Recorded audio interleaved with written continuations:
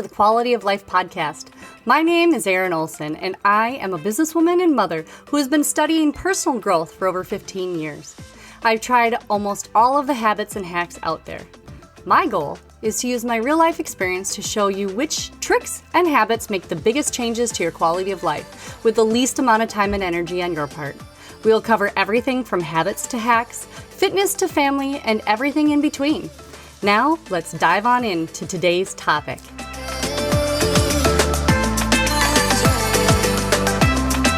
Hey guys, Erin Olson here, the host of the Quality of Life podcast. Thanks for sticking with me after a very legal episode last week where we learned all about the legal structure of your business and sales tax and filing where necessary. I hope you did the homework and determined the best structure for you and got your filings done. And if so, I just want to congratulate you on becoming a real business owner. This is big stuff. Now that we got all of that legal mumbo jumbo out of the way, let's move on to the next step, which is way funner, your logo and your website. I lumped these two together because this is where you get to tap into your creative side again and really decide the tone or voice of your business. Without a logo, you are just a bunch of letters, and that doesn't make you stand out from the crowd. And when you start to create your first website, which I'm going to work you through today, you will have a great place to show that logo off. Not only that, but an eye-appealing logo can be used across all of your platforms and business cards and advertisements, creating a recognizable brand. Now, don't let me get you worried about how to create your own website and how to create your logo scare you off. It's way easier than you think, and actually, it's quite fun. So let's talk about your logo. You want something that sets you apart, draws attention to you, and helps people to recognize you. Your logo is basically the brand you put on everything in your business. Just like a cattle rancher brands his cattle, you are branding your part of your industry and making it known what products and services belong to you. Your logo says a lot about you as a business owner and about your business. It can give off a serious vibe or a fun one. It can evoke certain feelings and thoughts, and a logo is nothing to just guess at. And that is why there are people who do logo design for a living. I have used both great graphic designers and I've used online services to create logos for me. Both can work. But let's go through the 10 keys to consider when making a logo. First, consider your brand, your personality, values, and the message that you want to convey. Your logo should align with your brand identity. Second, know your audience. Remember that target customer that we talked about in part 2 of this series, all about the business plan? Well, your perfect customer is drawn to a certain theme or color or font. So make sure you think about that when choosing a logo. If you haven't listened to it yet, I will link it in the show notes. Third, keep it simple. I know it's tempting to put lots of elements into a logo to show off all that you do, but you want a clean, simple logo. Trust me, it makes it easier for people to remember and identify your brand. Fourth, versatility. You need your logo to look good in all types of mediums and sizes, from the teeniest, tiniest favicon in the browser of your website, all the way up to the large logo on a banner or billboard. Not only that, but consider embroidering it on something or creating business cards and t-shirts. You also want it to be adaptable to different colors, black and white, and used with different backgrounds. Fifth, color and fonts play a huge role in conveying your personality. Certain colors can give different feelings. For example, blue can give off a trustworthy or regal vibe, and green is usually associated with businesses that are environmentally conscious. Orange and yellow give off happy, optimistic feelings, and while purple, black, and red give off a more luxurious feel.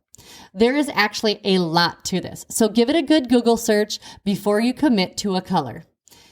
There are almost 3 million fonts and sizes to choose from. All have their merit and place, from something very scrolly or handwritten to a bold Western theme. They are almost the most important part. The key is that it is legible in teeny tiny sizes all the way up to extra large. Too many people use fonts that are hard to read, and while that may be perfect for a wedding invitation or on a beer stein, it's not a good idea for your logo. Sixth, make sure it is somewhat relevant to your industry. If you are a lawyer, usually they are using a very professional font. If you're a daycare, maybe some crayons or a chalk type font. But at the same time, maybe you are very different from the current market and want to breathe that into your logo design as well. Seventh, make it original, memorable, and unique. Think of logos like the Nike swoosh or the McDonald's golden arches or Coca-Cola. We recognize them all by their logo. And that is a type of brand recognition that we are aspiring to. Eighth, make sure that it is legal. By that, I mean you aren't infringing on an existing logo. A simple Google search is probably good enough, but try to steer clear of looking like someone else's logo. It's just not good business. Ninth, get feedback. Ask your friends, your customers, and your coworkers. Take all feedback with a grain of salt, but if you hear repeating comments, look at them from a very constructive point of view. And 10th, number 10 is just my opinion, but a logo that is your business name in a cool font with a symbol is a great thing to strive for.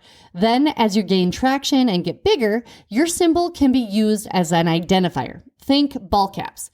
You can put the symbol and not the whole name on the front, making it something that people can recognize, and it might be cheaper too. Okay, so now that we've covered some of the things to think about, how do we actually get that logo to a file that we can use? Well, there are a few different ways to get there. First, if you have the funds, I would highly suggest finding a graphic designer who specializes in branding, not just creating logos. This can run anywhere from a few $100 up to $5,000 or more. But what you get out of this is so valuable. You will get all of the file types that you need, from JPEG, PNG, Vector, SVG, and favicons to Zoom backgrounds and letterhead. They can also help you to make sure that your brand is consistent by giving you a brand kit, so your colors, fonts, and everything match across all of your platforms and advertising. By the way, a favicon is that teeny tiny little logo that you see in the search bar on the web that belongs to each individual website. If you aren't in a position to spring for a real graphic designer, no worries. I got you. There are two options that can work. First, Fiverr.com has lots of graphic designers that can create a logo for you for as little as $5. You can work with a graphic designer or use their logo maker and create your own. Find an example of work that you like and pick the creator. Then you just work with them to get what you need. You might not get an opinion of what might work better or any opinion, but at least it's a starting point. Make sure you get all of the files that you can and save all the edits. Second, if you want to do it yourself, Canva is a great option, and I believe they have a logo maker as well. Canva has so many great resources to create all of your digital media that you should probably at least sign up for their free account and check them out. I will link both options in the show notes as well. Okay, now that you have a logo created, or will very soon, let's talk about creating a website. I know it sounds so scary and complicated, but there are so many inexpensive options out there that I want to put all of your anxiety at ease. It's not about coding or anything like that. Now there are so many platforms that make it super easy to drag and drop and create a usable website in a matter of minutes. Really? Do you really need a website? Heck yeah, you do. A Facebook page is great, but let's be honest. What's the first thing you do when deciding to use a company or go to a restaurant? I mean, other than look for reviews from the Karens of the world. You Google them. And yes, YouTube and social media posts are coming up in searches now, but if you have a clean, informative website, you will instantly have some major street cred. So now that you are a real company, it's time to start acting like it. And honestly, it's not that expensive. So a few questions for you. Are you planning to sell products or book clients online? Are you a service that will only use a website to drive people to your phone? These two questions will determine where you should host your website. So I have a friend who did a great video to talk about building a website using WordPress in under an hour. Her name is Jess, and she has an awesome company called Lead Nerds. They demystify all kinds of techie stuff. I will link her YouTube video in the show notes. She is a great resource.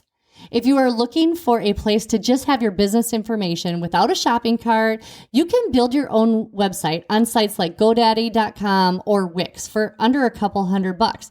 And most websites give you a certain amount of free features and pages if you register your domain name with them. If you are planning to sell products on your website, I'd like to point you to Shopify.com or Squarespace.com. All of these companies have made it super easy to pick from an existing template. Then you drag and drop sections and info and then upload your photos and your logo directly. It is really that simple. Let's not overcomplicate it. I know there will be more steps to do to take payments, and I'm going to make a podcast all about pricing and payment soon. But here is the key to designing your website. You are going to be tempted to tell everything about your company and why you're better on your homepage, but with most of these platforms, you can have up to 100 pages on your website before you have to upgrade. So use them. Make your main homepage very simple and clean. There's a great book by Donald Miller called Story Brand, where he talks all about how simple the website needs to be for people to spend any time on it and then become your customer. I listened to a great podcast a few years ago with EntreLeadership and Donald Miller, and I'm going to link those episodes below. They are definitely worth a listen. The bottom line is to make it non-cluttered, and the templates each platform offers help support a clean, simple website. I remember when we first started my last business's website, I found a hosting platform called Fat Cow. It made managing my own website super busy. It was crude and not the best layout, but hey, that was 2009 and I was able to grow and move it to bigger and better platforms as I could afford to. There are so many options out there and they're all pretty decent, but don't let the worry about it not being good enough stop you from doing it. Even a coming soon page can make a world of a difference and give you some clout with your soon-to-be customers. I know in this world, it is easy to get a Facebook or Instagram page, and many think it's enough. But if something happens and they change their algorithm or policies, you may be erased from their servers or even hacked. So I want to make sure that you keep track of your customers and how they visit you. So don't delay on this. It's too easy to not do. All right, now for this week's homework. Start designing your logo either with a graphic designer or one on Fiverr.com or Canva.com and secure your website and at least create a coming soon page and hit publish. This might take you a little back and forth to get your logo finalized. So if it takes a little bit longer than a week, don't worry, just start. The rest is coming along. I don't know if you have heard a reoccurring theme to all of my podcast episodes, but it is there. Just start. We all tend to make things seem way harder than they really would be if we just got busy. So quit thinking and researching and waiting until you're ready. You will never be ready. The one thing that I know about business is that if you wait too long, putting off the work, God is going to give that idea to someone else. That doesn't mean you still can't bring it to life, but it might be a little harder. So start now. Well, guys, that's what I have for you today. I hope that this helped you get motivated to get your logo and website figured out. If you have any questions or comments, just shoot me a message via DM or email me at info@theerinolson.com. I want you to share your progress with me. Tag the Quality of Life podcast in your social media so that I can cheer you on. Next week, we are going to tackle another not so scary step to creating the business. The elevator pitch. Please share this episode with anybody that you think could use some help creating that business of their dreams. And I will see you next week on the Quality of Life podcast. See ya.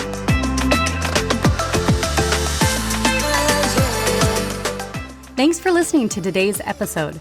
Be sure to check us out on the Quality of Life podcast, Facebook and Instagram pages, and our website, theerinolson.com, for downloads and more information.